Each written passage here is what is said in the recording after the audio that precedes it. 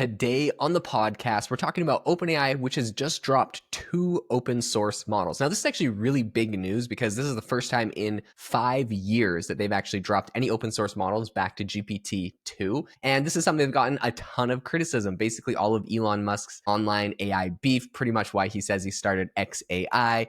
And just a lot of drama and heat that has been thrown at OpenAI is basically on the fact that they started as an open source company and hadn't dropped anything. And they have now officially launched some quote unquote open models. Now, I'm going to be talking about the difference between open source and open and where these models sit. I'm also going to go through the benchmarks of basically how these models perform, because a criticism that a bunch of them have gotten is like, they just dropped like these models that are, just to say that they're open source, but they're not actually that good. And I'm not going to lie, impressed by some benchmarks, but interested in, there's a couple of interesting nuances I want to go over. At the same time, Microsoft has just announced that they're going to be bringing some of their smallest open models to Windows users. So there's a ton of really interesting things that are getting rolled out right now. We'll be covering all of that on the podcast today. Before we get into it, I wanted to mention, if you want to try any of the AI models that we talk about on the show, I'd love for you to go check out my own startup, which is called AIbox.ai, where we essentially have the top 40 different AI models from Anthropic, Cohere, DeepSeek, Google, OpenAI, Meta,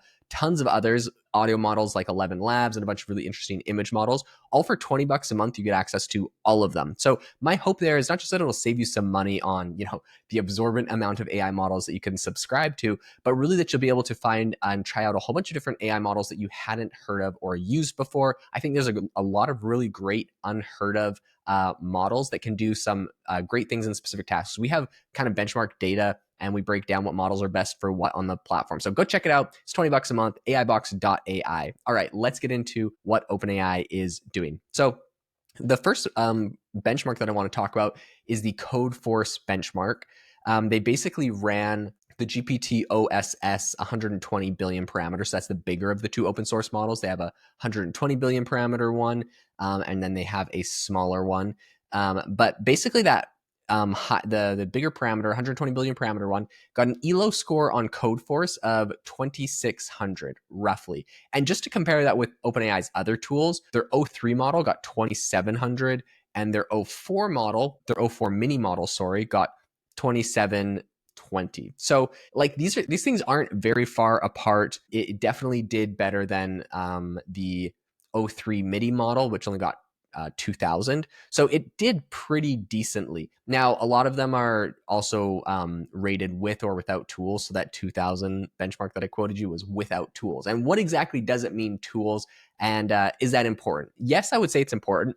Tools basically mean they gave the AI model things like calculators and apps and like different tools. So like it is completing the tasks, yes, but it's able to rely on like actual hard software to get good results. And this is something that we basically used in AI because with these LLMs, because we found that they're like perhaps not necessarily fantastic at a math problem or like some sort of really intense molecular biology question when they're kind of just guessing what should come next in the line, but they're good at figuring out what they need to do. And so we actually leverage that to find what tool to use and then bring the tool in to solve maybe a more calculated problem. Okay, so does it matter that they're giving us basically benchmarks with and without tools? Yeah, I think the big thing here is when they release the model open source or quote unquote open for everyone to download and use, they're not releasing it with the tools. So no one's getting, they give this benchmark with tools or without tools, but they don't give us the tools because they're kind of OpenAI's proprietary stack. But what I will say is it is a good benchmark because big companies or software like startups,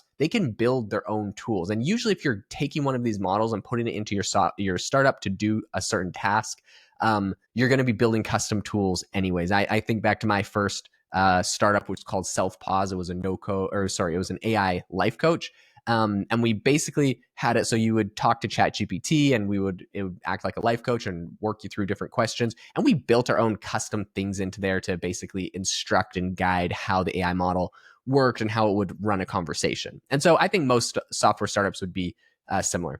Okay, Humanity's Last Exam. This is kind of a notorious benchmark. It's called HEL, but basically it's Humanity's Last Exam before AGI is kind of the concept, but it's got a whole bunch of really complex questions. You heard this exam quoted a lot by XAI when they released their latest version of Grok. It did really well on this. So with tools, GPT OS, so they're basically their 120 billion parameter model, and their 20 billion parameter model scored 19% and 17%. Well, I was actually really impressed that the 20 billion parameter model got 17%. That's not very far behind 19%, which is the 120 billion parameter model. Again, this is an incredibly hard test. So lest you're like, oh, 20%, this is terrible. I don't think I would be able to get any questions on this test right. It's like super in-depth, like translating ancient Hebrew meaning of this hieroglyph to how does it convert to this thing. It's very, very complicated questions. Okay, the most many experts would not excel at or succeed in. Okay, and it's a whole bunch of different areas that it tests you. So in any case, this outperforms the O3 model, but it underperforms the O3 model, but it does outperform a bunch of the leading open models from DeepSeek and Qwen. So the Chinese companies that are releasing their open source models, it beats the Chinese companies, but it's not better than what open source has, or what OpenAI has closed source, what basically they're selling. So I mean, that kind of makes sense. One thing I will say though is OpenAI's new model does hallucinate much more than its latest, O3 or O4 mini models. So that is not a particular fantastic statistic. So this is definitely something that's interesting because it seems like these hallucinations have actually been getting more severe, which is not a good thing. We don't want to hear that OpenAI's models are getting worse and worse at hallucinating. They don't even really understand why, which is another thing that's not super great. They wrote a white paper where they said, quote, basically they said that it is, quote, expected as smaller models have less world knowledge than large frontier models and they tend to hallucinate more. So basically they're blaming it on the fact that there's less data, less parameters inside of these models. That's why they're hallucinating more. But it's kind of a trend that you see in a lot of places. So it's kind of interesting. Basically, they found that their 120 billion parameter model hallucinated in response to like 49% of a benchmark called person's QA.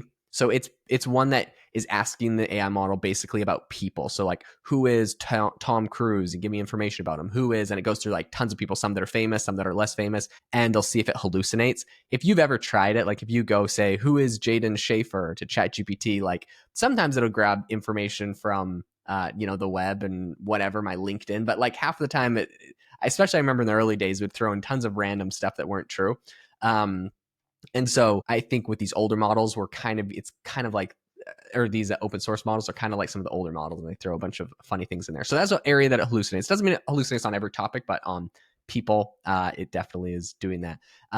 So yeah, it's their newer models that they have that they pay for, like their O1 model had a 16% score there. So, 16% hallucinations about people versus these models are like 49% and 53%. It's a lot more. So anyways, it's kind of funny. OpenAI said that basically they are not going to share what data they use to train these models. And basically, I think this comes down to a whole bunch of lawsuits that are happening where people are saying that OpenAI uses copyrighted data. I'm assuming that they did. They're just not announcing it. They're trying to probably work with some regulators in Washington to make it like all kosher and okay before they like officially say that they're not. So I think that this is interesting. OpenAI does say that the model that they have for their 120 billion parameter model, it only activates 5.1 billion parameters per token.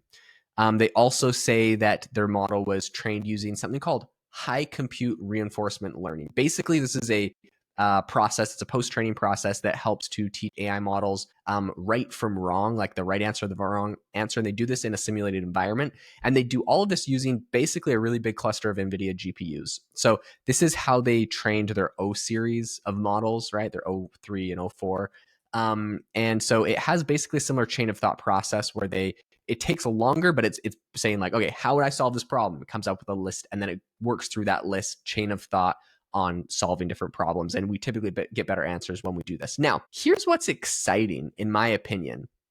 They are releasing both of these models under the Apache 2.0 license. So this is really considered as one of the most, I guess, like lenient licenses. It will allow companies to monetize this model, right? So you can actually charge money for it. Unlike some things that Meta was doing when they were releasing, were like, here's our like open source models, versions of Llama, but like companies, you got to talk to us if you want to like make any money off of it. OpenAI is being really generous, letting people make money off of it.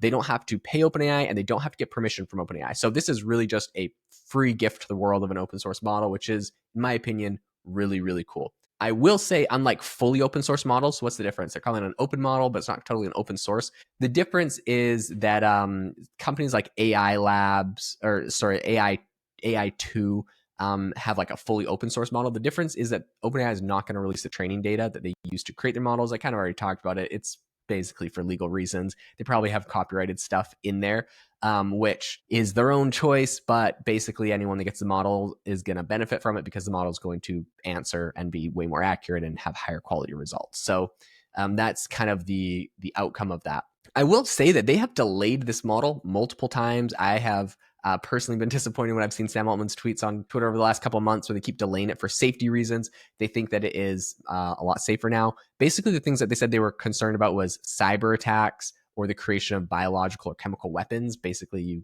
get information from the models that could help you do those two things. It seems like they've kind of put some guardrails and made the model better now, so it doesn't do that. They had a bunch of third-party evaluators actually test it, and they said that it marginally increases biological capabilities, but it didn't find evidence that they were going to have a very high capacity threshold for danger in these domains after fine-tuning. So I think, even if you tried to fine-tune it to be able to do that. So I think it's going to be a much safer model. It's definitely state of the art amongst other open models, right? So if we're looking at like DeepSeek and Quen and Meta's Llama, it's definitely the top of the pack there. We're also waiting for DeepSeek R2 to release, which also should give it a run for its money. So it'll be interesting to see what's happening there. So all of this is going down, which is really, really interesting. And the last thing I wanted to bring up, though, is that Microsoft is basically bringing their smallest model, right? So they have the 20 billion parameter model. They're bringing it to a bunch of Windows users, which is pretty interesting. It's going to be for any Windows 11 users. It's via Windows AI Foundry. So this is kind of their platform that lets you use AI APIs and a bunch of popular open source models on your computer. Microsoft in a blog post said, tool savvy and lightweight, optimized for agentic tasks like code execution and tool use. It runs efficiently on a range of Windows hardwares with support for more devices coming soon. It's perfect for building autonomous assistants or embedding AI into real world workflows, even in bandwidth constrained environments. So basically what you actually need if you want to run this, and this will be starting on Tuesday, but it'll be able to run on most consumer PCs and laptops, but you have to have at least 16 gigs of VRAM, which basically a modern GPU from NVIDIA or Radeon would have. OpenAI said that the model was trained using high compute reinforcement learning. So it pretty much excels at powering AI agents and a bunch of other tools. It can do web search, it can do Python code execution and all of that. So really, really impressive. I'm excited to see where this goes. I'm excited to see that Microsoft is kind of rolling out some sort of integrations so that a lot of people can use this. This is a really cool moment. You can go download this today on Hugging Face, which is super cool. And I'm excited to see what people build with it, what companies start using it. This is just honestly a gift to the world. And I'm sure OpenAI has more exciting things up their sleeve, like GPT-5, that'll probably blow this out of the water. But for what it's capable of doing, anyone gets access to a really world-class AI model. And so I'm quite excited about that. All right, thanks so much for tuning into the podcast. Make sure to go check out AIbox.ai if you want to try out a lot of the different models I talk about on the show. For $20 a month, it's an amazing value. And I would love to hear what you have to think about it or have to say about it because it's currently in beta. We're taking feedback and adding tons of new features all the time. Thanks so much for tuning in, and I will catch you in the next episode.